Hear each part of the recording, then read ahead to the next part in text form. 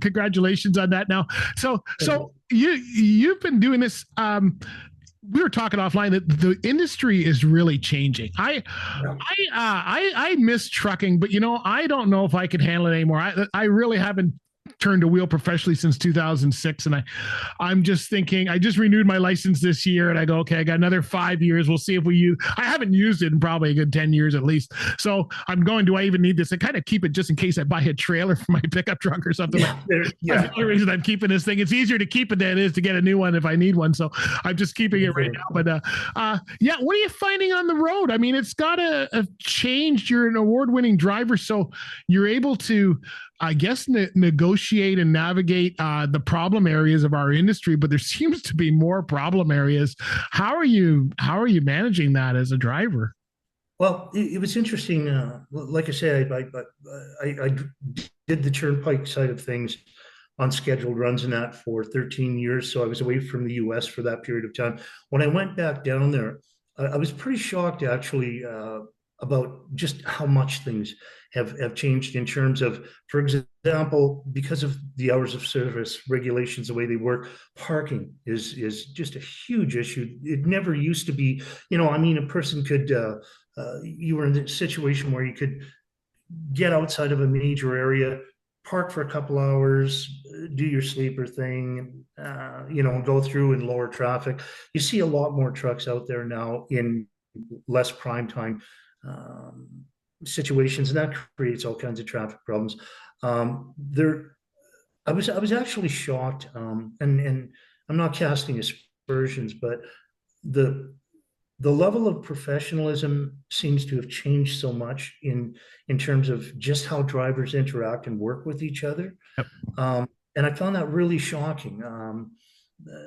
It's I realized, like, I mean, let's face it, when COVID happened, it was kind of like the gold rush of the Right. century for the trucking industry, right? And you had a lot of people get into it that didn't have the experience but saw that there was huge money on the table to be made. And then you end up with that downside, the overcapacity issue that exists. I mean, you look at the number of authorities that disappear every week, and it's huge, right?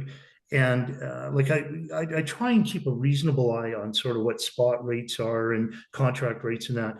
There were a lot of times where you were well below $2 a mile on vans and stuff on spot rates, right?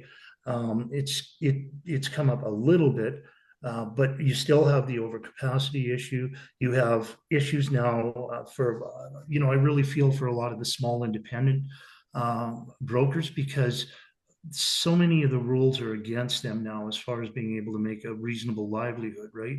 Yeah. Uh, and I don't want to make it sound negative that way, but the reality of it is that um, the lack of enforcement in certain areas and the over enforcement in other areas makes it so for smaller independents, unless you've got great niche contracts and long-term relationships, it's a lot tougher for people out there, right? And then you've got people just dropping rates because they don't want to lose their equipment, so they're running at a loss, and that's tough on the industry. Yeah, it's there's a lot of things that have changed that way. So I mean, I'm fortunate. I'm really glad I work for a company that is owned by a great family. I mean, the Richardson family's been around as a business longer than Canada's existed as a Right. country, right? Yeah. So it's great to have somebody that has that kind of expertise in management. The company continues to move forward and diversify in so many different areas, but that doesn't change the fact that the industry's tough right now. But we all know that eventually the pendulum will swing on that. It's just a matter of people being able to hang in there right now and recognize that it is a challenging time, even for the larger companies, right? So. Yeah.